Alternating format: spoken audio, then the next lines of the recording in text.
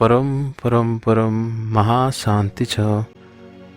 यो audio book life in multiverse यानि मल्टिभर्सको जीवनको बारेमा अध्याय 1 मृत्यु पछिको जीवन। मृत्यु पछिको जीवनको अस्तित्व परम सत्य हो। मृत्यु पछि पनि जीवन हुन्छ भन्ने परलोकको यो शाश्वत यथार्थलाई बिस्तारै संसारका विभिन्न धर्म र सम्प्रदायहरूले पनि मान्न थालेका छन्। वैज्ञानिकहरूको दृष्टिकोण पनि समय समयमा परिवर्तन हुन्छ। अब वैज्ञानिकहरू पनि चेतनाको अस्तित्वलाई स्वीकार गर्न थालेका छन्। हुन सक्छ अब आउने समयमा वैज्ञानिकहरू पनि आत्मालाई जान्नेछन्, बुझ्नेछन्। यद्यपि प्राचीन कालदेखि नै हाम्रो सनातन धर्ममा आत्मा वा आत्माको अस्तित्व लेखिएको र चर्चा गरिएको छ। वेद र उपनिषद जस्ता हाम्रा धार्मिक ग्रन्थहरूमा भनिएको छ कि मृत्युको सत्य जान्नेलाई मृत्युसँग कहिल्यै डर हुँदैन। जब मानिस यस नश्वर संसारमा जन्मन्छ जहाँ केही पनि स्थायी छैन, तब मृत्यु अवश्यम्भावी छ। विडम्बनाको कुरा, यो सरल सत्य प्रत्येक व्यक्तिलाई थाहा छ, तर पनि सबै मृत्युसँग डराउँछन्। मृत्युको यति गहिरो डर किन छ? यो पृथ्वीमा मानिसले आफ्नो नश्वर शरीर छोड्नु पर्ने यो पहिलो पटक त होइन। यो तथ्यलाई गहिरिएर बुझ्न आवश्यक छ कि एक व्यक्तिले धेरै जन्म लिएको छ र धेरै पटक मृत्युको प्रक्रियाबाट भौतिक शरीर छोडेको छ। साथै हामी यो पनि जान्दछौँ कि यो स्थूल शरीर नष्ट हुन्छ, तर जुन शरीर चलाउने आत्मा छ त्यो नष्ट हुँदैन। आत्मा शाश्वत, अमर र अविनाशी छ। आत्माले आफ्नो भौतिक वस्त्र, भौतिक शरीर परिवर्तन गरिरहन्छ। अहिले ब्रह्माको दोस्रो परार्ध चलिरहेको छ। पृथ्वीको लगभग 198 करोड वर्षदेखि मनुष्य जन्म मरणको चक्रमा घुमिरहेका छन्। वास्तवमा यी अवतारहरू पृथ्वीमा भएका अवतारहरू मात्र होइनन्, स्वर्गलोक साथै विभिन्न नरकहरूमा भएका असङ्ख्य अवतारहरू पनि समावेश छन्। प्रत्येक आत्माको पूर्वजन्म, वर्तमान र अब हुने जन्म सबै आत्माको सञ्चित कर्म अनुसार निश्चित हुन्छ। यसकारण हाम्रो शास्त्रमा मानव जातिलाई श्रेष्ठ कर्म गर्न र मनलाई पवित्र राख्नको लागि जोड दिएको छ।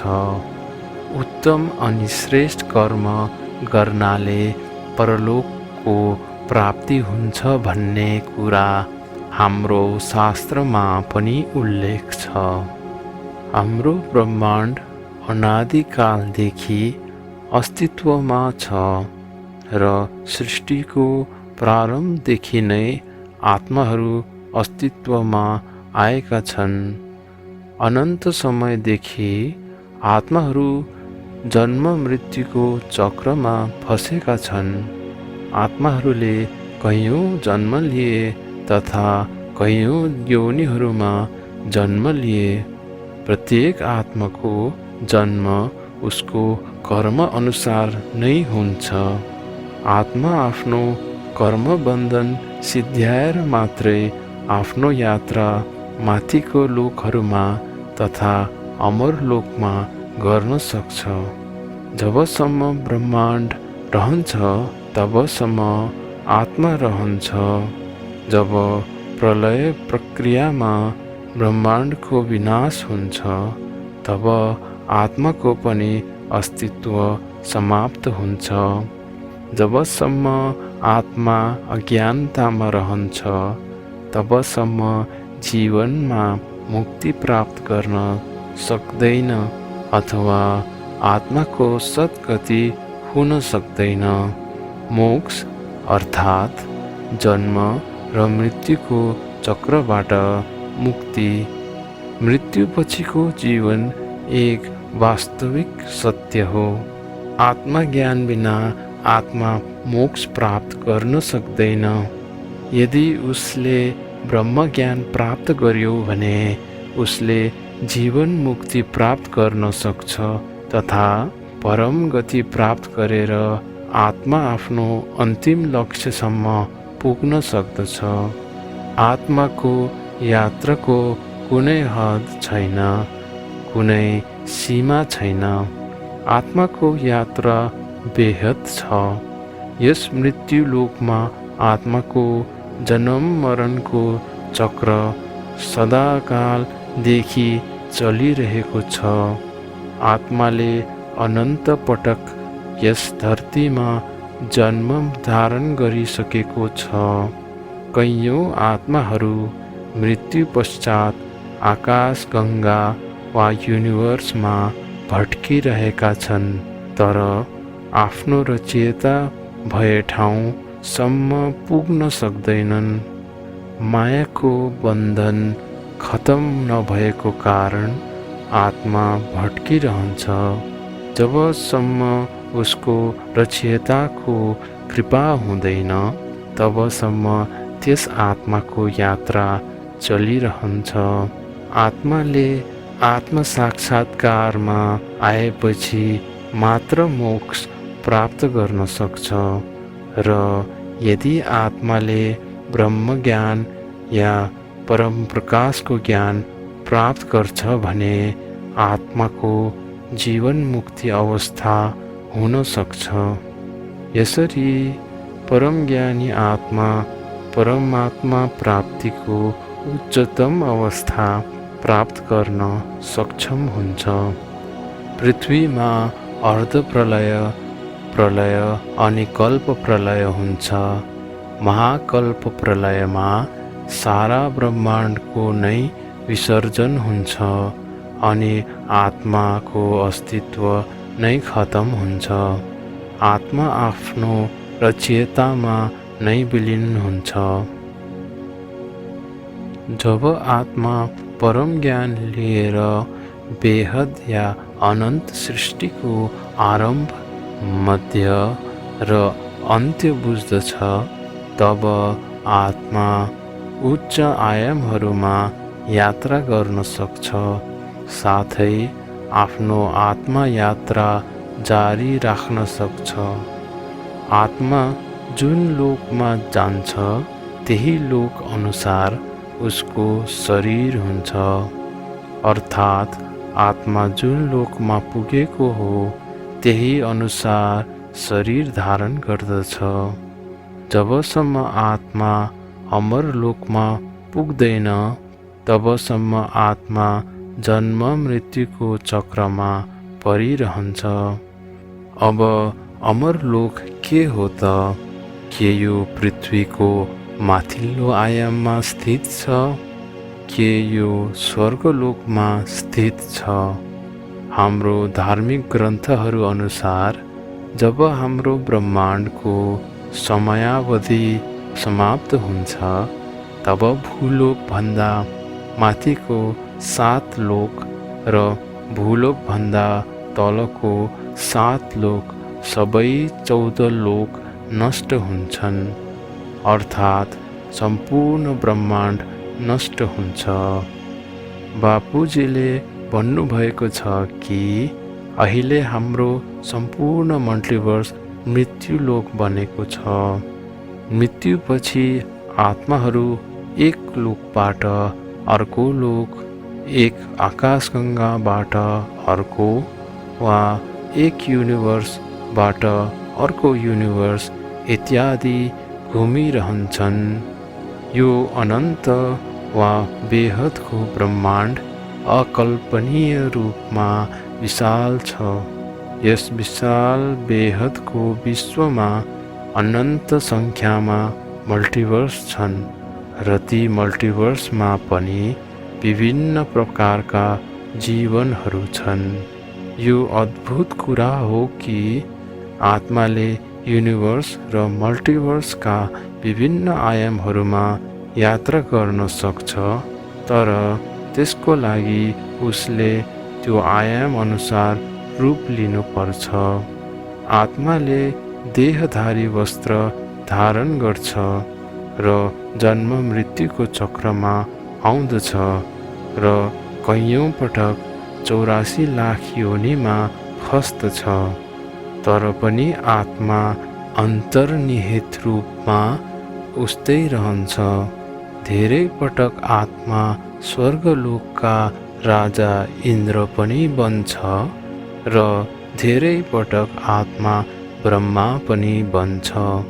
आत्माको कर्म अनुसार नै आत्मा माथिल्लो लोकमा वा तलको लोकमा जान्छ। त्यसैले मनुष्यलाई यो ज्ञान हुनुपर्छ कि आत्मा हरेक पल आफ्नो राम्रो वा नराम्रो कर्मको फल भोग्दछ।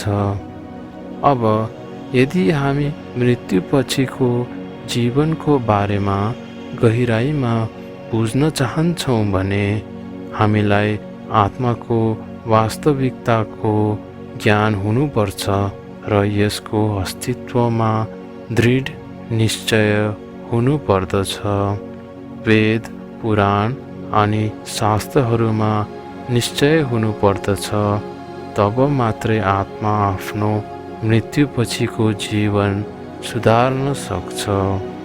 आत्मा यस मृत्युलोकमा रहेर आत्मज्ञान प्राप्त गरेर आत्मस्वरूपको अवस्था धारण गरेर आफ्नो कर्म बन्धन खत्म गरेर माथि बेहदको दुनियाँमा जान पुरुषार्थ गर्न सक्छ। यदि मनुष्य देह अनि देहको सम्बन्धको जालमा फसिरह्यो भने ऊ कहिल्यै पनि कर्मको चक्रबाट छुट्न सक्दैन र विवश भएर उसलाई जीवन मृत्युको चक्रमा आउनु पर्नेछ। मृत्युपछिको जीवन अलौकिक र अद्भुत हुन सक्छ, किनकि धरतीलोकभन्दा माथिको दुनियाँ धरतीलोकभन्दा कैयौँ गुणा राम्रो र सुखमय छ। जति जति आत्मा माथिको लोकमा जान्छन् त्यहाँ सुखको मात्रा बढ्दै जान्छ। जस्तो कि ब्रह्मपुरीमा सुखको मात्रा स्वर्गमा भन्दा धेरै छ। यस धरतीमा दुःख छ र जीवन नरक समान भएको छ, तर यदि स्वर्गभन्दा माथिको लोकहरूको ज्ञान छ भने ऊ जनलोक, तपलोक हुँदै अरू ब्रह्माण्डहरूमा पनि जान सक्छ अनि अन्तमा ऊ आफ्नो रचयितामा मिल्न पुग्छ। आत्माको असली सुख यो मृत्युलोकमा होइन, बल्कि माथिको लोकमा छ, जहाँ परम सुख, परम शान्ति अनि परम आनन्द प्राप्त हुन्छ। यदि मनुष्यलाई यही जीवन छन्दा छन्दै मृत्युपछिको जीवनको ज्ञान मिल्दछ भने उसलाई यस धरती लोकको सुखहरू एकदम फिका लाग्नेछ। आत्माको मूल स्वरूप परम शान्तिको हो। आत्मा यस जीवनकालमा नै परम ज्ञान प्राप्त गरेर हर पल कर्मयोगी बनेर पुरुषार्थ गरेमा सबै कर्म बन्धन काट्न सक्दछ र अन्तमा उच्चको पनि उच्च परमधाम पुग्न सक्दछ। परम परम परम महाशान्ति छ।